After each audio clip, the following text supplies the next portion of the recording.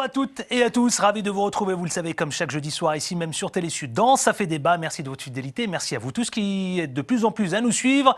Et je vous en remercie, vous pouvez commenter et réagir sur la page Facebook Ça fait débat, et puis sur Twitter, CF débat. Et bien allez, sans tarder, au sommaire, dans Ça fait débat, ce soir, eh bien, nous allons parler de cette riche actualité, vous savez, de ces deux journalistes de RFI assassinés. Pourquoi des journalistes? Le MNLA en cause, c'est la question qu'on pose ici même. La France est-elle visée? Eh bien oui, on peut se la poser. Et puis le journaliste peut-il exercer enfin son métier en toute liberté d'expression? On ira aussi direction Égypte. Morsi face à la justice. Eh bien il refuse catégoriquement de reconnaître à la fois les forces militaires, il refuse de reconnaître l'autorité des juges, il refuse tout simplement de dialoguer avec quiconque. Il considère qu'il est encore le chef de l'État et le chef d'Égypte. A-t-il raison? On en parle tout à l'heure. Et enfin on ira direction une ONG. Et ben vous savez quoi? Cette ONG qui s'intitule Horizon sans frontières a dénoncé les injustices, les humiliations, les arnaques faites aux Sénégalais devant les consulats français au Sénégal. Eh bien nous on en parle. On a décidé de faire et de provoquer cette actualité ici même dans Ça fait débat, puisqu'il s'agit tout simplement de se poser cette seule question: y a-t-il arnaque de visa? La France encourage-t-elle l'immigration clandestine? Et on finira avec cette actualité, vous savez, qui fait polémique. Et on en parle en France et partout dans le monde. Christiane Taubira qui réplique, on parle de racisme. Harry Roselmack qui provoque une tribune dans le journal Le Monde. Et bien nous aussi, ici, dans Ça fait débat, on a décidé d'en parler. Et on dira tout simplement cette question qu'on posera ici même. La France devient-elle raciste? Et puis, est-ce qu'on peut parler de libération de la parole? Et puis, en seconde partie de cette émission, vous savez, on va retrouver quelqu'un que vous connaissez très bien. Il s'agit de monsieur Hervé Bourges, qui est l'ancien président de RFI, ancien président du CSA, le Conseil supérieur de l'audiovisuel, de TF1 et de France Télévisions. Il sera avec nous pour parler de la télévision numérique en Afrique. Ce sera tout à l'heure en seconde partie de cette émission. Le dicton, vous le savez, n'a pas changé. Ça fait débat, c'est maintenant et en toute liberté d'expression. C'est parti. Allez, pour commenter, décrypter, analyser cette actualité, du beau monde dans ce plateau, et puis surtout des commentateurs de choc. On parle de Gabriel Mbarga, qui est journaliste à Télésud. Bonsoir Gabriel. Bonsoir Adil Farkan. Comment ça va? Ça va très bien. Toujours un plaisir. Oui. Face à Gabriel... Le plaisir monte. Le plaisir monte. Oh là là, attention à ce que vous allez provoquer chez les téléspectatrices. Face à Gabriel Mbarga, eh bien nous recevons pour la seconde fois le célèbre blogueur journaliste tchadien. Il s'appelle Makela Ngebla. Bonsoir Makela. Bonsoir Adil, c'est un plaisir de te retrouver. Eh bien écoute, c'est partagé également. Merci. Que de plaisir là, attention messieurs. Hein. Et enfin, monsieur Hervé Bourges, ancien président de RFI, CSA, France Télévisions et TF1. Bonjour monsieur Bourges. Bonsoir. Vous allez bien? Parfaitement. Merci d'être parmi nous ici. Très heureux d'être sur Télésud et avec l'entourage qui est celui de cette soirée. C'est excellent. Bon, bah écoutez, on va commenter tous, en tout cas, cette actualité. Ce que je vous propose tout de suite pour ce premier sujet, je veux parler des deux journalistes assassinés, les deux journalistes français donc de RFI assassinés. Je vous propose tout de suite de redécouvrir, peut-être pour celles et ceux qui n'ont pas encore découvert ce sujet, proposé par la rédaction de Télésud. Regardez, on revient tout de suite ici, le commenter. Des membres de la direction du RFI, main dans la main, en rang serré, qui avancent vers les cercueils de leurs deux ex-collègues tués samedi au Mali. C'était lundi soir à Bamako, peu avant le rapatriement des corps de Ghislaine Dupont et Claude Vernon.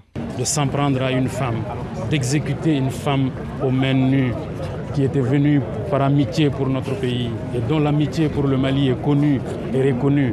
C'est tout simplement inadmissible. Les corps des deux envoyés spéciaux de RFI sont arrivés mardi à l'aube à Paris, accueillis par François Hollande, le président français, ainsi qu'une vingtaine de proches et autant de salariés de Radio France Internationale. Une colère émotive, très forte de la part des familles et aussi de la part des collègues, une colère froide. 3 jours après l'enlèvement et la mort des deux envoyés spéciaux de RFI, l'émotion est toujours vive, la douleur aussi. Dans les locaux de la radio, leurs collègues, encore sous le choc, se sont retrouvés à la mi-journée pour un moment de recueillement.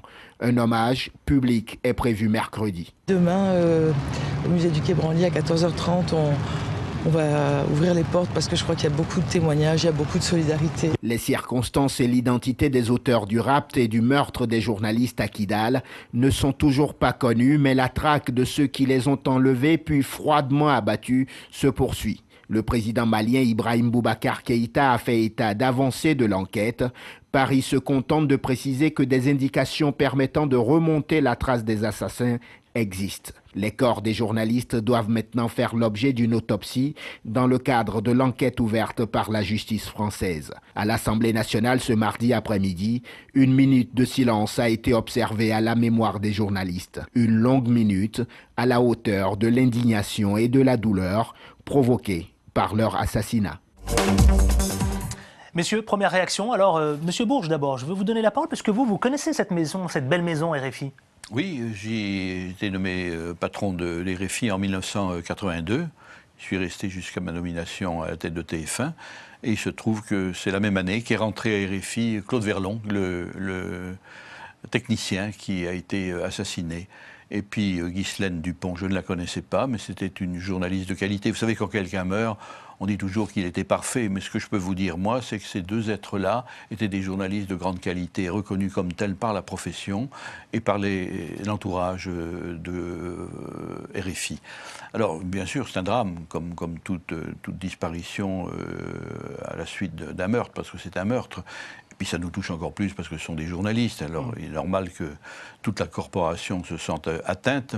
Mais en même temps, c'était des journalistes qui étaient sur le terrain, qui faisaient leur métier, qui étaient critiqués. Comme Radio France Internationale est une grande radio internationale. Je suis heureux d'ailleurs qu'on puisse mieux la connaître en France parce qu'elle était écoutée surtout dans le monde et en Afrique en particulier.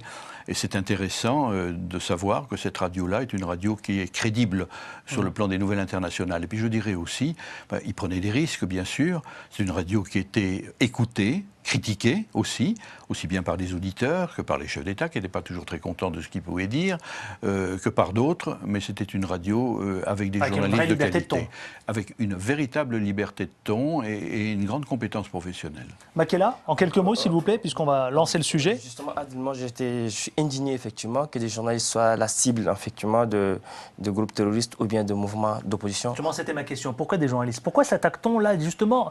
Pourquoi est-ce que clairement on prend clairement des journalistes comme cible? Mais c'est irréfléchi. Il réfléchit en fait de prendre des journalistes comme cible parce qu'ils sont là dans l'exercice de leur travail, dans l'exercice de leur métier. Aujourd'hui, on ne sait pas, le mobile, on ne comprend pas. On ne comprend pas la détermination en fait, de mouvements djihadistes qui sont effectivement au nord du Mali et qui effectivement, ça montre le vide sécuritaire, ça montre effectivement l'impuissance de la communauté internationale et l'absence, le manque de protection des journalistes sur le terrain. Vous savez, la Convention internationale de Genève a interdit au fait, aux de s'attaquer au personnel humanitaire, a interdit aux belligérants de s'attaquer effectivement aux journalistes. Mais aujourd'hui, on a la preuve, une fois de plus, que la communauté internationale ne prend pas sa responsabilité sur la question malienne, notamment à Kidal. Gabriel Mbarga. La question, ou alors l'indignation, évidemment, elle est partagée. Pas en priorité parce que ce sont des journalistes, mais tous les drames qui surviennent sur le continent africain m'indignent. Il y en a beaucoup dont on ne parle pas. On pensera au Congo ou à d'autres endroits. Pour ce qui est du Mali, pourquoi les journalistes traité ici, effectivement. Oui, pourquoi des journalistes? Parce qu'ils ont malheureusement un double critère. Ils sont français, c'est un pays cible aujourd'hui, et ils sont journalistes, donc on est sûr d'avoir un retentissement. Et voilà, maintenant les circonstances de la mort sont très très floues, parce qu'ils avaient peur de ne pas pouvoir s'échapper avec des otages, on ne sait pas trop. Mais ça nous ramène à la grande question malienne tout simplement, à savoir que ce n'est pas fini. Alors, je suis assez surpris, parce qu'on va en parler, je vous donne la parole, Monsieur Bourges. Je suis assez surpris, parce que je vous dis cela, parce que ici, même dans Ça fait débat, vous le savez, on dit clairement les choses. Notamment Gabriel Mbarga, quand je dis pourquoi des journalistes, est-ce que la France n'est pas visée? Parce que là, il s'agit des journalistes, pas n'importe lesquels, des journalistes de RFI, des journalistes français.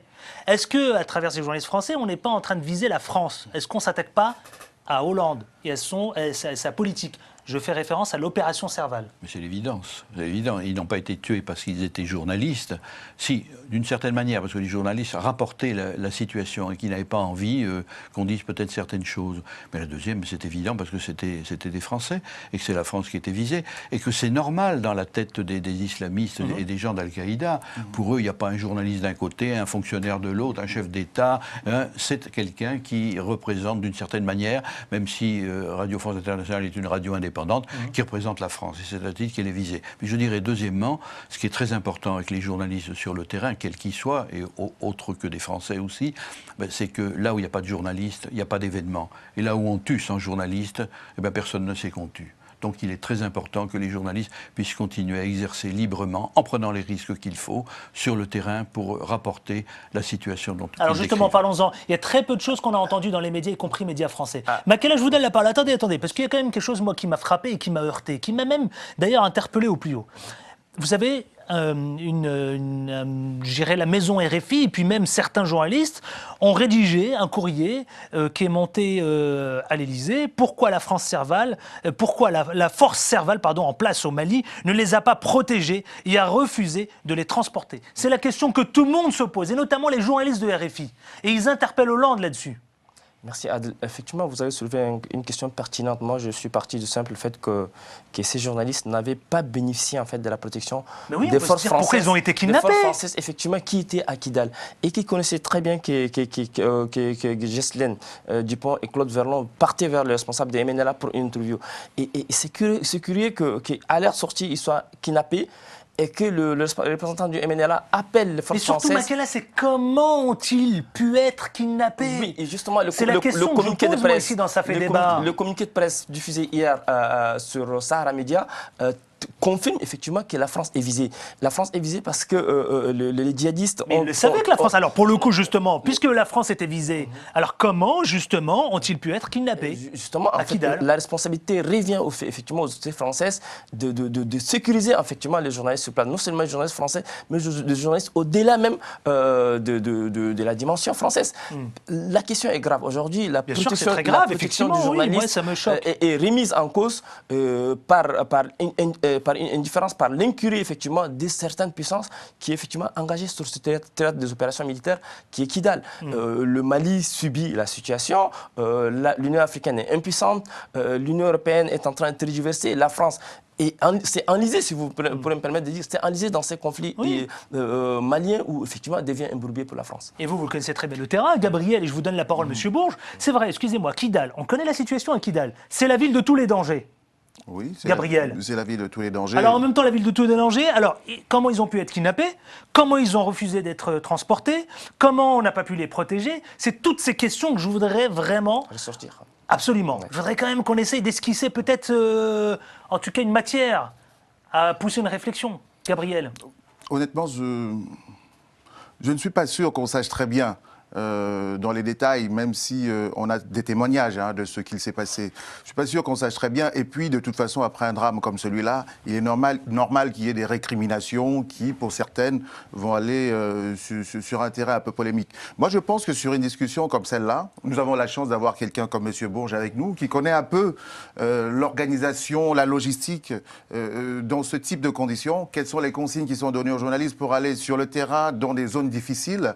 Je ne sais pas quelle était leur part d'acceptation. Profitons en tout cas d'être accompagnés, d'avoir un invité de qualité, Monsieur Bourges. C'est vrai qu'il pose une question qui, là, nous interpelle tous. C'est une très bonne question qui est posée, mais simplement, je parle de la réalité. La réalité, c'est quoi? C'est Kidal, qui est une zone de non-droit, une zone hors la loi, qui échappe à l'autorité aussi bien du gouvernement malien que des forces qui sont là, aussi bien les forces françaises que la force internationale. Et vous avez toutes les parties en jeu qui se trouvent à Kidal et qui peuvent librement circuler. Il se trouve qu'ils ont voulu aller, les deux journalistes, à Kidal, et c'était leur métier, et pour la profession, c'est tout à fait honorable. Il se trouve que l'armée leur a dit « nous ne pouvons pas vous couvrir et nous vous déconseillons d'y aller ». Ils y sont allés quand même, en prenant leurs responsabilités, et ils ont sans doute bien fait de le faire, avec les risques que cela encourait. Alors maintenant, qui peut-on mettre en question? Je n'en sais strictement rien. Je voudrais dire que... Il y a des questions qui sont soulevées, y compris par les journalistes de RFI maintenant. Mais sans doute. Auxquelles il faudra répondre peut-être un moment, M. Bourges. Sûrement, mais je vais vous donner d'autres exemples. Quand j'étais président de France Télévisions en 92, c'était la guerre du Golfe. Et j'avais des équipes de France 2 et de France 3 qui sont parties sur le terrain. Nous sommes revenus avec des images de CNN parce qu'ils avaient interdiction de pouvoir circuler dans ce coin-là et qu'ils avaient interdiction de filmer. Interdiction de qui? De vous? Des Américains. Des Américains, pardon. Des Américains, de ceux qui étaient et vous, quelle était votre consigne à l'époque où vous étiez président? Si on a envoyé des équipes, c'est pour qu'ils tournent, c'est pour qu'ils ramènent des images. C'est d'ailleurs de là qu'est née, pour moi, l'idée d'une chaîne internationale qui puisse aller autrement sur le terrain, rapporter des images, et qu'est née par la suite le groupe France international 24. France 24 et compagnie. Alors moi je dirais simplement, pour ce qui est de Kidal, l'armée a refusé. Bon, est-ce qu'elle devait les accompagner malgré tout? Elle n'a pas voulu le faire, la question peut se poser. Comment ils ont pu être kidnappés? Alors là, c'est très. Écoutez, vous avez bien entendu. Là, tous ceux qui parlent de la situation là-bas disent que tout le monde circule. On ne sait pas qui est qui, et qu'il se fasse enlever est une chose finalement facile. Même le responsable qui les avait reçus du MNA, le responsable Touareg qui les avait reçus, était d'évidence pas au courant de ce qui allait se passer après, parce que c'est un autre petit groupe qui s'est saisi d'eux. On sait maintenant que c'est Al-Qaïda, puisque ça a été revendiqué et que ça a été dit qu'ils ont pris la responsabilité. l'AQMI a revendiqué. L'AQMI, c'est Al-Qaïda, l'AQMI a revendiqué. C'est donc des gens qui combattent sur le terrain. En même temps, qui attendez, sont encore chez eux. On va me dire que je cherche à polémiquer, mais pas du tout. Oui. AQMI revendique, mais en même temps, est-ce que c'est plausible? Bah oui, c'est bien sûr. Tout à fait. Je pose la question, messieurs. Il y a des sous-entendements. En fait, le problème, c'est que par rapport à ces crimes-là, c'est que AQMI ou bien le mouvement djihadiste qui se trouve dans la zone veulent envoyer un message à la France. Vous savez que RFI est très écouté en fait en Afrique, dans le monde, comme il a évoqué, M. Hervé. Mais c'est que RFI est écouté également par les djihadistes, par les islamistes. Ils se sont dit, écoutez, on va faire mal à la France en assassinant les deux. Vous pensez que c'est en touchant RFI? Mais bien sûr. C'est faire mal à la France. Mais effectivement, c'est une radio qui a une dimension africaine et internationale et qui effectivement traite de l'actualité dans le nord du Mali. Mais les djihadistes, c'est des gens qui sont hyper intelligents aussi. Il faut un des otages, elle a confirmé que ces djihadistes écoutaient RFI et qu'un des parents de personnes qui étaient enlevées avait témoigné que lorsqu'il avait lancé un appel sur RFI, les djihadistes ont écouté. Et donc le drame, c'est quoi? C'est que comment cibler en fait des paisibles personnes qui, dans l'exercice de leur métier, soient la cible de groupes djihadistes? Là, l'interrogation. Mais effectivement, vous l'avez évoqué, pas, je dirais, le silence, mais quand même le comportement de RFI, des journalistes de RFI, effectivement, ils sont horrifiés. Pourquoi eux? Messieurs, nous passons à ce second sujet, puisque évidemment, j'aurais voulu qu'on s'étale un peu plus. Aurons-nous certainement l'occasion de jeudi prochain, si on a des nouveaux éléments, on reviendra, on n'hésitera pas ici, de commenter l'actualité. Autre sujet qui a retenu notre attention cette semaine, messieurs, il s'agit là de l'ancien président Morsi. Je vais parler de l'Égypte. Je vous propose de regarder ce sujet par Télésud et on vient le commenter tout de suite après. Regardez. C'est sa première apparition en public depuis sa chute du pouvoir en août dernier. Visiblement en forme, Mohamed Morsi est arrivé ce lundi au tribunal pour la première audience de son procès. Une brève audience lors de laquelle Mohamed Morsi a réaffirmé qu'il était toujours le président de l'Égypte. Les juges décideront finalement d'ajourner le procès jusqu'au 8 janvier prochain, sans donner plus de précisions.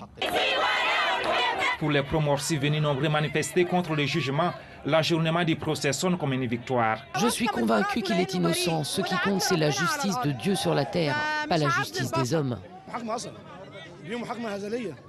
Ce procès est une farce. Qui est face à la justice? Un président élu légitimement. Qui mène le procès juridique?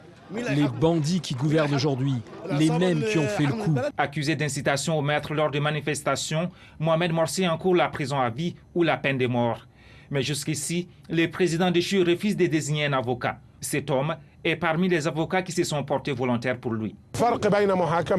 La différence entre le procès de Mohamed Morsi et de l'ancien président Moubarak, dit l'avocat, c'est que Moubarak a abandonné le pouvoir alors que Morsi a respecté la légitimité constitutionnelle. Il est le président de l'Égypte, légalement.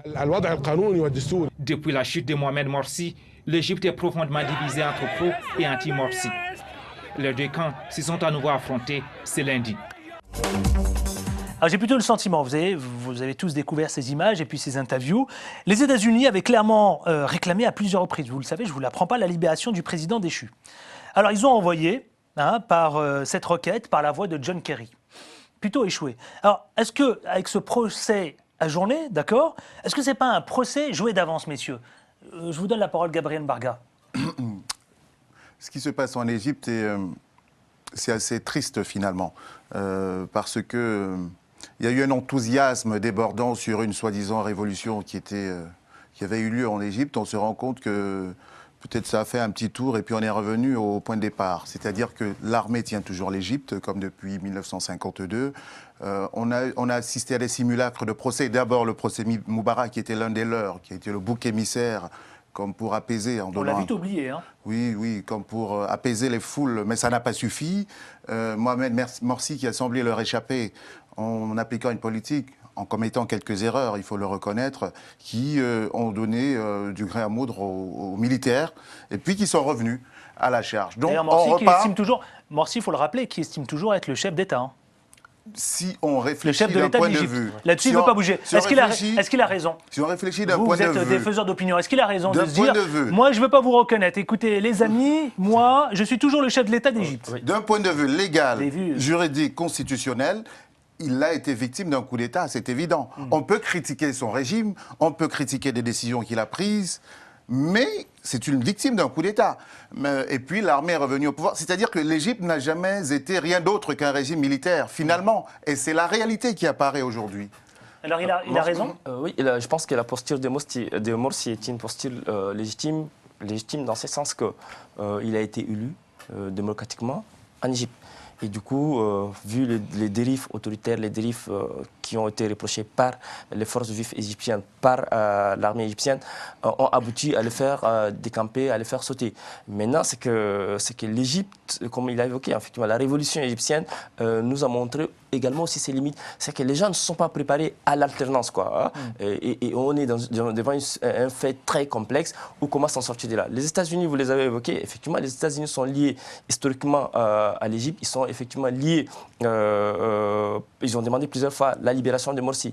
Les militaires jouent un jeu trouble, hein, parce que ce sont les alliés des militaires. Ils ont fini par envoyer John Kerry, qui effectivement est en train de... Les États-Unis ont suspendu d'abord leur aide militaire à l'Égypte. Maintenant, ils ont décidé de redonner en fait cette aide militaire qui est de 1 milliard de dollars à l'Égypte. Cela veut dire quoi? Ça veut dire que les États-Unis finiront par lâcher Morsi au profit de leurs intérêts personnels. En même temps, c'est pas le cas. Il soulève. Je ne sais pas si vous l'avez relevé, mais Gabriel, il a peut-être pas tort. Et en même temps, il a raison, parce que je suis désolé, c'est vrai que il souffle le chaud et le froid. Monsieur Bourges. Je suis d'accord. D'un côté, il soutient les militaires, de l'autre, il réclame que Morsi soit relâché. Vous parlez des États-Unis. Oui. Absolument. Je répondrai une seule chose. Pour les États-Unis, il n'y a qu'une chose qui compte, c'est Israël. Et donc, toute l'attitude des États-Unis sera comment faire pour continuer de protéger Israël. Et pour ce faire, ils peuvent très bien soutenir très longtemps ceux qui sont actuellement en poste, et pour eux, les militaires, c'est quand même une garantie par rapport à d'autres, ou bien ils peuvent les lâcher en prenant de gros risques. Mais quel est l'enjeu là? Quand vous dites qu'Israël... C'est une question qu'on ne pose jamais. Il faut savoir que dans le monde arabe, quoi qu'on pense, bien sûr, Israël et l'existence de l'État d'Israël est une chose importante, mais ce que subissent les Palestiniens, tous les Arabes se l'approprient. Et quels que soient ces Arabes, quelles que soient leurs idées, quelle que soit l'opposition des uns contre les autres, chaque fois que la question de la Palestine revient, il y a une unanimité du monde arabe. Donc c'est quelque chose de très fort et de très dur pour les États-Unis, pour le régime actuel d'Égypte qui a pris des en même temps, attendez, monsieur Bourges. Oui, en même temps, attendez.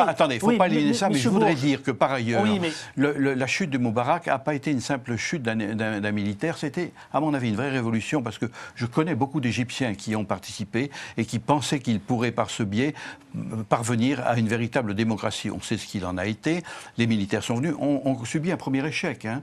Ils ont été incapables de gérer le pays pendant un certain temps. On en est revenu à autre chose. C'est Morsi qui a été élu, c'est-à-dire les islamistes, les frères musulmans. Bien plutôt les frères musulmans, qui sont les islamistes, hein, c'est pas les salafistes. Bon, mais il faut dire que à ce moment-là, ils ont raté aussi. Hein. Ils n'ont pas su montrer au pays qu'ils pouvaient le gérer. Ils ont voulu prévoir une constitution. Est-ce qu'il a raison, Est-ce qu'il a raison, Morsi, quand il dit clairement devant tout le monde, hein, il dit aux chefs militaires, il dit à tous les tribunaux, il dit écoutez, moi, je considère que je suis toujours le chef de l'État d'Égypte. Juridiquement, oui, bien évidemment. Ceci étant, ils ont raté la possibilité de pouvoir gérer le pays en étant des gens crédibles, parce qu'ils l'ont mal géré, et la Constitution, ils voulaient se l'approprier. Vous savez, moi, j'ai vécu cette situation aussi en Algérie, avec ce qui s'est passé dans les années 88, à la suite de la démocratie qui avait été établie, et puis les élections qui ont porté le fils au pouvoir. Et le fils au pouvoir avait été élu tout à fait légalement. L'armée s'y est opposée. Il y a eu une guerre civile qui s'en est ensuivie, qui a fait 200 000 morts. Est-ce qu'il ne fallait pas le faire? Je n'en sais rien. Je voudrais simplement donner une réponse. Quand on dit on va faudra respecter la Constitution. Quand on demandait aux responsables du FIS et la Constitution, ils répondaient la Constitution, c'est le Coran. Vous avez là une réponse à tout. Je suis d'accord. Alors c'est quoi? C'est un procès joué d'avance, Makela? L'arbitrage, effectivement, le procès joué d'avance, c'est que Morsi sera condamné, ça c'est inévitable. L'arbitrage en fait de l'armée en Égypte est assez complexe. Ils ont géré une transition, l'armée a géré une transition complexe. Et ils ont fini par craquer pour organiser en fait des élections qui ont été remportées par Morsi. Aujourd'hui, ils gèrent les affaires publiques de l'Égypte sans donner effectivement un agenda clair à l'opposition démocratique, à la société civile qui est effectivement guidée ou bien animée par Mohamed El Baradien. Depuis lors, on n'entend plus parler. Donc ça veut dire quoi? Ça veut dire que franchement, le scénario militaire en Égypte n'a pas marché. Les forces vives aujourd'hui se sont tues parce qu'elles voulaient se débarrasser effectivement des islamistes qui effectivement sont indésirables. Quoi qu'on dise, nous, on connaît un peu le monde arabe, on connaît effectivement pour avoir vécu, pour être aussi de cette confession-là. Et donc, il a évoqué effectivement, les États-Unis sont intéressés par la sécurité de l'Égypte, par la protection de l'Égypte. Ils s'en foutent au finish. Ils finiront par accepter de composer avec les militaires qui seront sous la pression internationale et qui vont organiser une nouvelle élection anticipée et puis céder le pouvoir, quoi. Allez, on passe à ce troisième sujet, messieurs. L'ONG, on n'a pas de sujet à vous proposer. En revanche, on a des images à vous faire découvrir qui vont défiler ici, juste derrière nous. L'ONG Horizon Sans Frontières a dénoncé les injustices, les humiliations, les arnaques faites aux Sénégalais devant les consulats français au Sénégal. Ma première question, il y a plusieurs questions que je vais soulever ici, vous savez, parce que c'est un sujet qui est très sensible au Sénégal. C'est la raison pour laquelle, si vous voulez, j'ai voulu l'aborder ici même dans Ça fait débat. Alors, on est en train de parler d'arnaque de visa. Est-ce le cas, messieurs? Qu'est-ce qu'ils entendent par arnaque de visa? La France, clairement, ils dénoncent que clairement la France encourage l'immigration clandestine. Enfin, si je suis avec la malheureuse affaire de Lampedusa aussi. Si je suis le raisonnement, est-ce de sous-entendre qu'il y a des trafics de visas, c'est-à-dire des visas qui ne sont pas donnés officiellement dans les consulats? Ou alors c'est de dire, ce qui est le phénomène le plus courant et qui ne concerne pas que le Sénégal, la politique d'attribution de visas est extrêmement restreinte et restrictive dans les pays africains, de manière à ce que les gens vont sur le marché parallèle, sachant même que vous ne remplissez pas les conditions, on vous laisse quand même arriver au guichet puisque ça coûte quand même un certain prix. Et d'ailleurs, ils ne sont pas tenus de motiver leur refus, ce qui a le don d'agacer beaucoup de gens qui ont payé parfois plusieurs dizaines de milliers de francs CFA pour les demandes de visa et toute la paperasse derrière, et de se dire, à la fin, on me dit non, le visa ne vous est pas accordé, sans même me dire pourquoi. Est-ce que, je répète ma question, le raisonnement c'est de dire, si on sait qu'on va accorder peu de visas, est-ce qu'il ne vaut pas mieux d'emblée, dans la sélection, dire aux gens, bon, vous n'allez pas remplir les critères parce que si, parce que ça, et non pas attendre que les gens aient payé, c'est un argent qu'on ne rembourse d'ailleurs pas. Et puis, mais bon, après la conclusion, la France encourage une immigration illégale. Elle est un peu excessive parce que justement, c'est un problème en France. Jugée inhumaine parfois aussi. C'est un problème en France. Je ne pense pas que la France puisse. Alors, est-ce qu'on parle aussi de violation des droits de l'homme? Makela et ensuite M. Bourges. Justement, Adel, en fait, la question elle est d'actualité parce que je m'en souviens très bien quand j'étais au Sénégal. Abdoulaye Wade avait déjà interpellé les autorités françaises et notamment l'ambassade de France à Dakar sur le fait effectivement que les tarifs ou bien le frais de visa soient à 40 000 francs CFA et qu'une fois que vous demandez le visa, on ne vous restitue pas votre argent. Abdoulaye Wade a insisté à ce qu'on lui rembourse, les demandeurs de visa soient remboursés. Aujourd'hui, des révélations, un rapport accablant qui met en fait le curseur sur l'ambassade de France, sur les autorités françaises, sur l'immigration clandestine. Il est vrai, au Sénégal, il y a tout le monde, j'ai l'impression, qui veut venir en France et qui, effectivement, passe par des moyens détournés pour obtenir ces visas et venir. Le rapport révèle, effectivement, que la France encourage-t-elle l'immigration clandestine. C'est possible. Parce que si vous n'obtenez pas... C'est un peu excessif. La France a un problème avec l'immigration clandestine. Elle ne peut pas encourager ça. C'est une ONG, effectivement. Peut-être, ça peut être une conséquence. Le fait que ce soit engorgé... On parle aussi de violation des droits de l'homme. C'est une ONG qui indexe la France, donc du coup... On parle aussi de ça. Voilà. C'est des choses qui... Mais fondées sur quoi? Sur le fait de refuser un visa à quelqu'un? Monsieur Bourges? Oui, alors moi je ne suis pas du tout d'accord sur cette interprétation en disant qu'on favorisait l'immigration clandestine, alors qu'on fait tout ce qu'on peut ici en France, au contraire, pour empêcher l'immigration. Alors moi, dans mon dernier livre qui s'appelait L'Afrique n'attend pas, paru il y a 2 ans, je dénonçais la situation qui était faite aux Sénégalais pour obtenir des visas, parce que j'avais eu des des témoignages que j'ai cités dans mon livre, de gens qui attendaient des heures, des journées entières, on ne leur répondait pas, pour leur répondre après que finalement l'affaire n'était pas au point. Et je sais que l'ambassadeur de l'époque, qui ne l'est plus maintenant, l'écrivain Ruffin, s'en était entretenu avec moi à ce moment-là. Et m'avait dit qu'on allait essayer d'améliorer la situation. Mais il est certain que c'est une situation de restriction, mais dans lesquelles on ne fait pas de choix. Et ceci d'ailleurs a un gros inconvénient pour les étudiants qui fuient actuellement la France pour aller aux États-Unis ou pour aller au Canada poursuivre leurs études parce qu'ils ont du mal à avoir des visas. C'est vrai pour les artistes. Vous avez des manifestations culturelles en France, notamment tout l'été, où la moitié de ceux qui devaient venir ne sont pas venus parce qu'ils devaient jouer, parce qu'ils n'avaient pas leur visa. Alors, il y a une solution qui vient d'être trouvée à Dakar, je vous l'annonce, si vous ne la savez pas, c'est que l'ambassade de France sous-traite avec des associations privées pour l'attribution des visas en essayant de leur dire qu'il faut trouver les modalités pour, dans un quota de temps, pouvoir attribuer les visas aux personnes qui en ont le plus besoin. Je ne sais pas du tout ce que ça va donner, mais ce n'est plus le consulat qui aujourd'hui distribue les visas au Sénégal. Une idée Oui, effectivement, on a vu des universitaires sénégalais à qui on a refusé de visa, on a vu des artistes de renommée africaine à qui la France... C'est pas un problème exclusivement sénégalais, voilà, ça concerne toute l'Afrique francophone. C'est que voilà, tout le continent. Moi, je n'ai pas eu peut-être cette difficulté, j'ai été, pour venir en France, mon statut a été un peu différent. Mais vous avez un privilège de journaliste, c'est voilà, peut-être ça. Et donc, effectivement, la question, il faut trouver des solutions à la base. Solution à la base, c'est que franchement, que les rapports doivent être humanisés entre la France et ses anciennes colonies, notamment les pays africains dont tout le monde veut se vider pour venir en France. Et que les critères doivent être respectés. Mais les en dessous, les traitements subjectifs, les démarches occultes, dont je n'accuse pas les personnels de l'ambassade, je n'accuse pas non plus la France. Mais comme vous l'avez vu, et comme l'Horizon sans frontières travaille sur cette question, je pense qu'il n'y a pas de fumée sans feu. Donc peut-être que la France encourage l'immigration clandestine. Un point d'interrogation. Point d'interrogation, bien sûr, on la pose. Gabriel Mbarga, avant de parler de Taubira et du racisme. Oui, dans cette émission même, on a parlé de la question migratoire il y a quelques jours. Et en fait, les gens ne supplient pas pour venir en France. Ce que la France doit comprendre, c'est qu'elle-même, elle a gagné beaucoup dans la mobilité, dans la souplesse. On ne demande pas à venir s'établir parce que c'est endurcissant que les gens viennent et ne bougent plus. S'il y a une souplesse, il y a des gens qui sont résidents en France, par exemple, qui sont capables d'aller travailler quelques années au Canada ou en Afrique et revenir selon la mobilité des opportunités professionnelles. C'est quand vous verrouillez que vous entraînez les gens à rester sur place et à ne plus bouger. Quand vous refusez les visas aux gens, de ce point de vue, vous les entraînez à... Ils essayent de contourner. Et donc, vous créez indirectement tout un flot de gens. Il y a des gens qui sont prêts à venir juste faire des achats. Il y a des commerçants pour aller vendre, acheter et vendre. Donc la politique migratoire de la France d'ensemble, elle doit se soucier de la souplesse parce que c'est la souplesse qui permet la mobilité et du coup que les gens ne restent pas clandestinement de part d'être subis à l'arbitraire d'un consulat. Je suis assez d'accord. Allez, messieurs, on est obligé d'avancer, Makela. Juste, le Sénat a montré effectivement que la France a l'avenir sur l'immigration. Donc, du coup, il faut qu'elle vraiment dévolue son système d'immigration ou bien d'asile en France, quoi.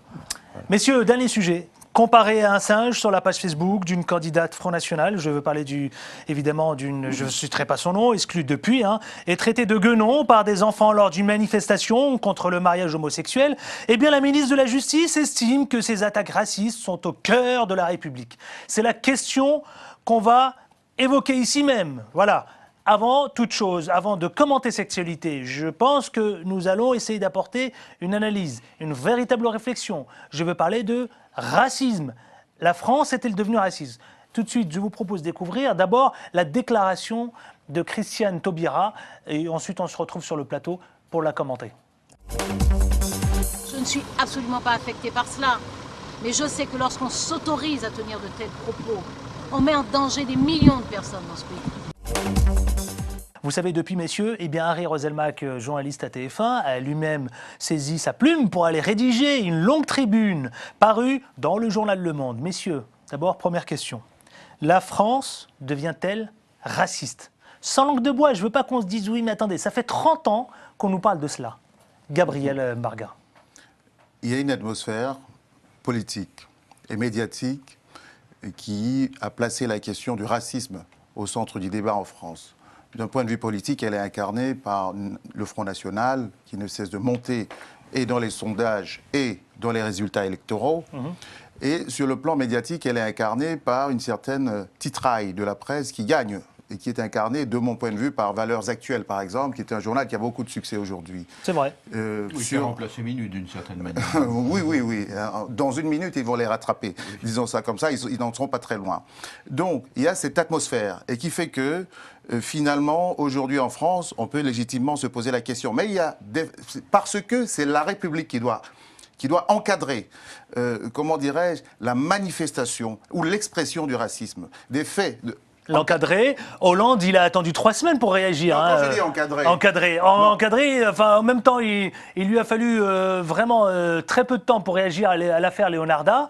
Et quand c'est Christiane Taubira, sa ministre, qui se fait insulter, il a pris quand même 3 semaines. Bien sûr on peut se poser la question là, on est d'accord. Mais bon, ma question va être simple. Libération de parole. Parce que comme on n'a pas le temps d'aller au fond. Bien sûr. Si on peut quand même entamer un fond. Libération de parole, M. Bourges, Jean-Jacques Makela. Libération de parole, qui est une libération des esprits, avec la montée de l'extrémisme qui apparaît tout à fait convenable aujourd'hui. Bien des gens qui n'osaient se prononcer auparavant le font maintenant publiquement. Vous avez beaucoup de gens qui se prononcent. Vous savez, ces petits-enfants qui sont allés au-devant de Mme Taubira, qui venait à Orléans, et qui ont dit Taubira Laguenon. Taubira Laguenon. Ils n'étaient pas un enfant, ils étaient des dizaines, mais il y avait derrière eux leurs parents. Et c'est leurs parents qui les ont poussés à faire ça. Vous avez des gens qui raisonnent de cette manière. Et il faut le savoir. Nous sommes maintenant à une période où normalement ça ne devrait pas exister. Les dernières manifestations importantes, c'était au moment d'une grande crise mondiale 1930. Et en 1931, il y avait les rires, il y avait Banania sur tous les murs de France. Et c'est à ce moment-là Senghor qui a eu cette phrase, j'irai déchirer les rires Banania sur tous les murs de France. Mais il n'y avait pas seulement Banania, il y avait le chocolat Meunier, il y avait une marque de dentifrice où on montrait un bon noir avec des dents blanches, etc. Il y avait un racisme apparent. Il y avait, n'oubliez pas quand même, dans ces années-là, il y avait eu des grandes manifestations où on montrait des Africains qui étaient dans des cages. C'était l'exposition universelle. 1931, le beau-père, le grand-père de Carambeu était dans une de ces cages. Il faut savoir ce que c'était à cette époque. Il faut dire que ça correspondait aussi à une période où on montrait tout le temps du doigt ce qui ne vous ressemblait pas. Et aujourd'hui, la période n'est pas la même. On est en 2013, mais M. Bourges, attendez, M. Bourges. Oui, mais attendez quand même. Est-ce que ça veut dire quoi? Ça veut dire que les Français en ont marre? C'est ça la question. Mais parce que j'ai envie de comprendre. Est-ce que les Français en ont marre? Ça veut dire quoi? Crise, chômage, etc., manque d'emploi. Est-ce que c'est un peu ça? Je dis que la crise économique et la crise sociale débouchent sur une crise culturelle et sur une crise morale. Et qu'à ce moment-là, tous les non-dits reviennent et tous ceux qui peuvent actionner le mauvais bâton sont en train de le faire. Pourquoi est-ce que l'extrême droite monte aujourd'hui en France? Donc le racisme est devenu une opinion alors finalement. Parce que les Français ont peur et qu'ils attribuent aux autres, et notamment à ceux qui ne leur ressemblent pas, à ceux qui considèrent comme l'étranger tous les maux. C'est une erreur, bien évidemment, qui est alimentée par certains. Mais je voudrais donner aussi cette explication. On ne peut pas dire la France est-elle raciste? Dans ces circonstances, on voit une montée d'un racisme qui est souvent latent chez bien des individus, mais qui ne se manifeste pas. On le voit même dans des milieux très, très aisés. Pourquoi? Même, disons-le, même si ce n'est pas du racisme, dans certaines chaînes de télévision, on privilégie des gens qui ne sont pas d'origine arabe ou d'origine noire, parce qu'on dit qu'ils ne sont pas du niveau, alors qu'on n'a pas cherché à savoir s'ils l'étaient réellement. J'ai présidé pendant 4 ans, à la demande de Patrick de Carolis et de Rémi Flimelin, le comité permanent de la diversité à France Télévisions. Il y avait Fleur Pellerin, il y avait le président de SOS, il y avait tout le monde. Et j'ai arrêté au bout de 4 ans parce que je ne voyais pas de grands progrès, disons, évoluer. Il faut savoir que même le non-dit peut être dangereux.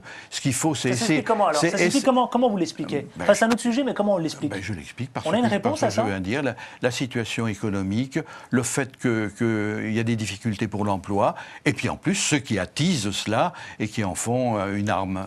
Makela? Oui, la France devient-elle raciste? Moi, je pense que la France, en tant que république institution, ne peut pas être raciste, effectivement, parce qu'elle respecte certaines valeurs, etc., et que nous avons constaté nous-mêmes. Et le racisme, il est basique, hein? Il est basique. Et ça va. Peut-être que c'est les réseaux sociaux. Voilà, peut-être qu'à travers les réseaux sociaux, on est en train d'assister à une liberté d'expression. Justement. Ou d'opinion, même. Et donc maintenant, c'est que traiter une ministre de la République des Guénons, en fait, la traiter effectivement pour sa couleur de peau, je pense que ça, c'est une instrumentalisation du Front National qui effectivement voulait, je dirais, déboussoler ou bien démoraliser Madame Taubira, qui est effectivement une des figures emblématiques du Parti socialiste français, mais aussi du gouvernement français. Et puis c'est une femme plutôt du gouvernement français. Du gouvernement français, effectivement, et qui effectivement, sa voix porte la visée. Effectivement, ils ont voulu la démoraliser et pour que franchement, que la loi qu'il avait votée qui est passée effectivement à l'Assemblée nationale, effectivement, fait effectivement de gens qui ne l'approuvent pas, qui ne l'estiment pas. Mais la France était raciste, moi non, clairement non. Gabriel, ce sera le mot de la fin. Si la question du racisme se pose, c'est parce que la France est un pays où coexistent beaucoup de personnes d'origines diverses. Donc, c'est à cause de son mérite d'avoir accueilli que la question se pose, d'autant plus avec acuité aujourd'hui. Monsieur Bourges a commencé une explication qui me paraît très importante. Dans les années noires, les années sombres, il a parlé des années 30. Je pense que le problème de fond de la France, c'est qu'elle n'a pas su affronter le racisme qui a toujours été rampant dans cette société, du fait des circonstances de la guerre qui ont fait que, à cause de sa défaite, de la collaboration, toute la frange vichiste, etc., qui n'a pas été vraiment confronté à quelque chose, à un débat public, parce qu'il y a beaucoup qui se sont un peu disséminés, même après, comme des Maurice Papon et d'autres, des gens comme ça. Donc, on sait bien que l'extrême droite française tire son idéologie, ses racines depuis ce temps-là. Et il va falloir peut-être qu'un jour, parce que le racisme, on parle du bavardage, mais il y a un racisme intellectuel qui est le refus, par exemple, de ces histoires ou d'une certaine histoire, qui est incarnée par des intellectuels qu'on connaît bien. Effectivement. Non, on n'a plus le temps. Makela, mon cher Makela. J'aurais voulu, mais vous savez, effectivement, ça va très vite. On arrive au thème de cette première partie d'émission. Vous pouvez, je vous le rappelle à tous celles et ceux qui nous regardent, commenter, réagir sur la page Facebook. Ça fait débat. Et puis sur Twitter, CF Débat. C'est aussi une façon pour vous de vous exprimer. On aura l'occasion ici même de faire remonter. Pardon ? Poser la question. Exactement, aussi. Absolument, aussi. Allez, ne bougez pas, restez avec nous puisqu'on retrouve justement Monsieur Hervé Bourges pour parler de la télévision numérique en Afrique. Justement, ça fait débat et c'est un sujet auquel ici on est très attaché. À la semaine prochaine. À la semaine prochaine, Adil. Avec autant de plaisir. Oui, bien sûr. Merci beaucoup, cher Gabriel Mbarga. D'ici là, portez-vous bien. Makela Mgebla, eh bien, vous êtes journaliste, blogueur, tchadien. Oui. Absolument. Oui. À très bientôt. Merci. Monsieur Bourges, je vous garde. Très bien. C'est assez exceptionnel, là, une configuration qui est assez exceptionnelle. Fini, là, maintenant, parce que, oui, là, c'est la première partie, mais là, je vous garde pour la seconde partie de l'émission. C'est pas enregistré, ça. Ah, si. Je vous garde, tout est, attention. Ah, bah oui, absolument, allez. Ne bougez pas, restez avec nous, c'est tout de suite, c'est maintenant la télévision numérique en Afrique. Pour celles et ceux qui viennent de nous retrouver, sachez-le, vous êtes les bienvenus d'abord. Merci de votre fidélité. Vous pouvez continuer à commenter l'actualité sur la page Facebook Ça fait débat et puis sur Twitter CF Débat. Notre invité en cette seconde et dernière ligne droite de Ça fait débat, nous recevons Monsieur Hervé Bourges, ancien président de RFI, de France Télévisions, de TF1 et du CSA. Merci d'avoir accepté notre invitation. Très heureux. Après cette première partie, évidemment, à commenter l'actualité. Alors, dites-moi, Monsieur Bourges, on va parler d'une thématique, d'une préoccupation. Il s'agit là d'un défi, le défi de la télévision numérique en Afrique. D'abord, ça veut dire quoi ? C'est une chose très importante, c'est-à-dire que vous passez de l'analogique actuel au numérique, c'est-à-dire que c'est une technique qui vous permet de recevoir beaucoup plus de chaînes, de bien meilleure qualité. Et ça oblige aussi à transformer vos postes de télévision, à transformer vos mentalités, à transformer vos manières de voir les choses et de faire face à la concurrence. Justement, parce que le numérique, il existe tout de suite, toujours, déjà par satellite. Alors, et par les ordinateurs. Au départ, souvenez-vous, c'était quand même, il y a très longtemps, en 2011, si ma mémoire est bonne, sur les 16 pays d'Afrique de l'Ouest, seulement une minorité s'est véritablement engagée à adopter la radio et puis la télévision numérique. D'accord ? Même si tous les États africains ont accepté de prendre ce virage, attention, d'ici juin 2015. Ensuite, à Nairobi, donc c'est-à-dire récemment, là, en septembre dernier, 47 pays d'Afrique subsaharienne se sont mis d'accord enfin pour un mécanisme commun de déploiement de ces technologies. Mais moi, ma première question, Monsieur Bourges, cette migration numérique, elle se fait avec quoi? Avec un véritable bouleversement, il faut le dire à tous celles et ceux qui nous regardent, notamment en Afrique. Ce bouleversement connu par la télévision africaine, ça passe par des moyens. Ces moyens, est-ce qu'aujourd'hui l'Afrique a les moyens de ses ambitions? Alors, je répondrai, elle ne les a pas aujourd'hui. Elle croit peut-être les avoir, elle ne les a pas. Et 2015, déjà la date. Hein, ça vient vite. Une obligation des télécommunications internationales qu'en 2015, les pays africains, comme les autres, puissent avoir la télévision numérique. La télévision, donc TNT, la télévision numérique de terre. Bon. Et ça ne va pas décourager certains pays, justement? Et alors, je voudrais vous dire une chose, parce que vous donnez quand même un chiffre. La France a mis 10 ans entre le moment où la décision a été prise, où la loi a été adoptée, et le moment où c'est devenu une réalité et où l'organisme de régulation, le Conseil supérieur de l'audiovisuel, a décidé, après que l'État ait décidé d'avoir les fréquences nécessaires pour cela, de donner à des télévisions privées la possibilité d'émettre en numérique et puis d'aider, bien évidemment, le service public à se développer. Alors aujourd'hui, le paysage français d'aujourd'hui ne ressemble plus à celui d'hier. Et celui de 2015 en Afrique ne ressemblera pas à celui d'aujourd'hui. Sauf que là où la France a mis 10 ans, l'Afrique n'a plus que 2 ans devant elle. Mais l'enjeu, il n'est pas seulement technique, je pense. Bien sûr que non, il est politique, parce que quelle télévision, qui va avoir cette télévision, qui pourra ne pas l'avoir parce que ça nécessite des moyens, et est-ce qu'un chef d'État peut accepter qu'une partie de sa population n'ait pas les nouveaux appareils? Or, chacun sait que tout le monde n'a pas les mêmes moyens financiers. Oui. Ça suppose donc une vraie question d'ordre politique. Ça suppose ensuite une décision financière, ça va coûter fort cher. Vous en parlez justement. Voilà, vous l'avez lâché le mot. Financière.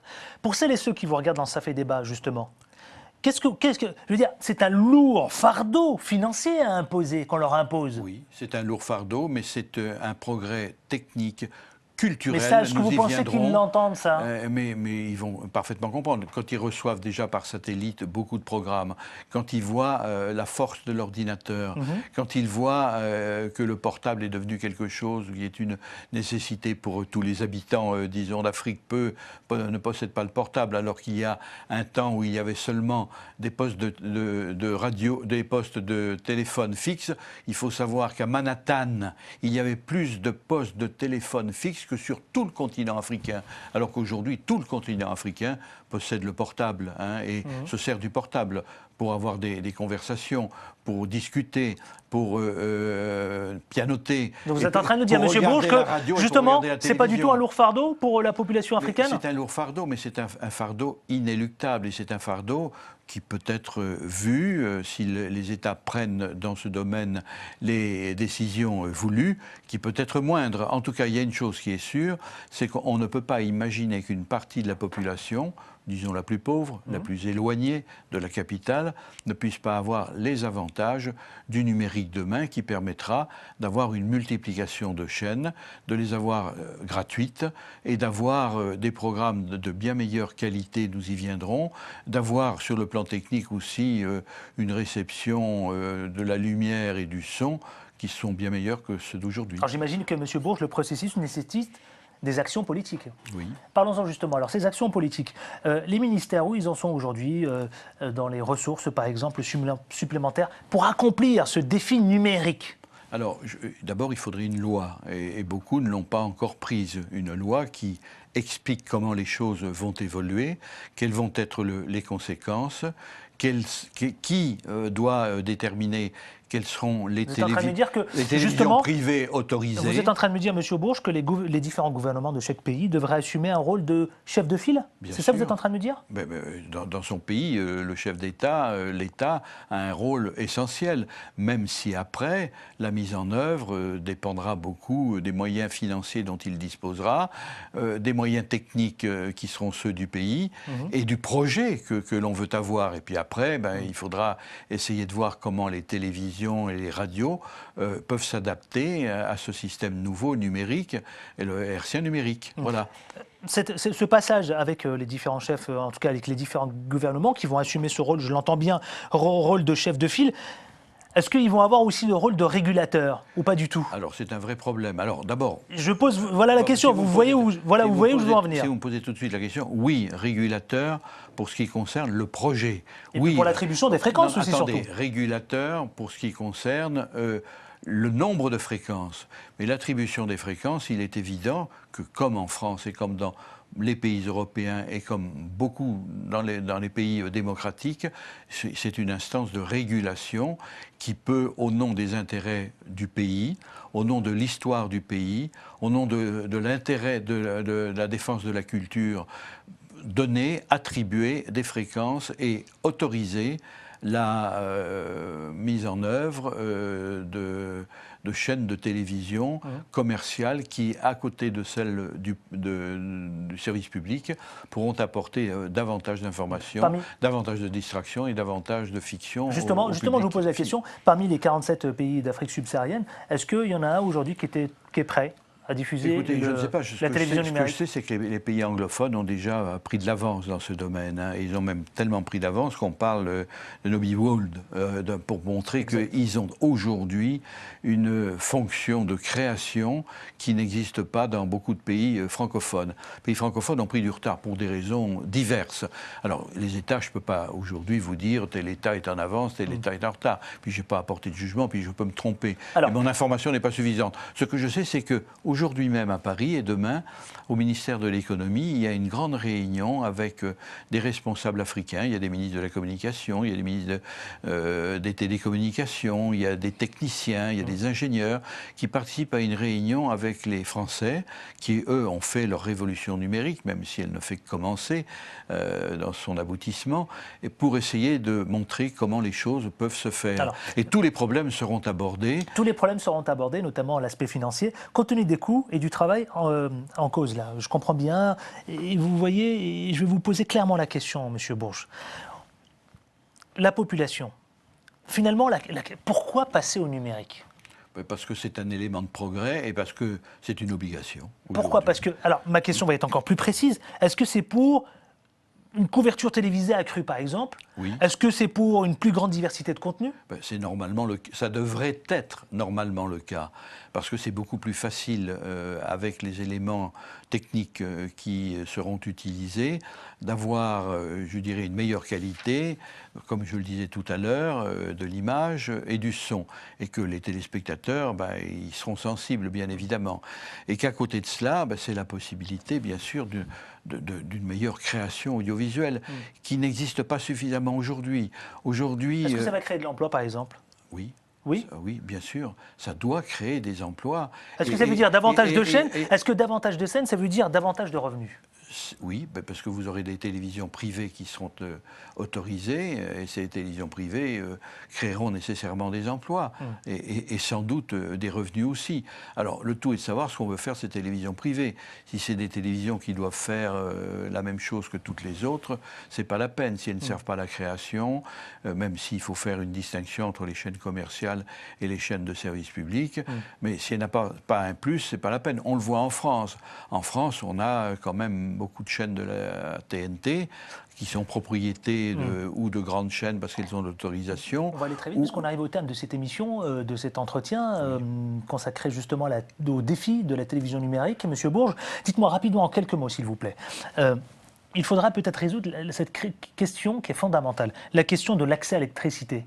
On en fait quoi? Oui, vous avez raison, c'est un vrai problème. C'est un problème, et certains pays seront défavorisés par rapport à d'autres, c'est vrai.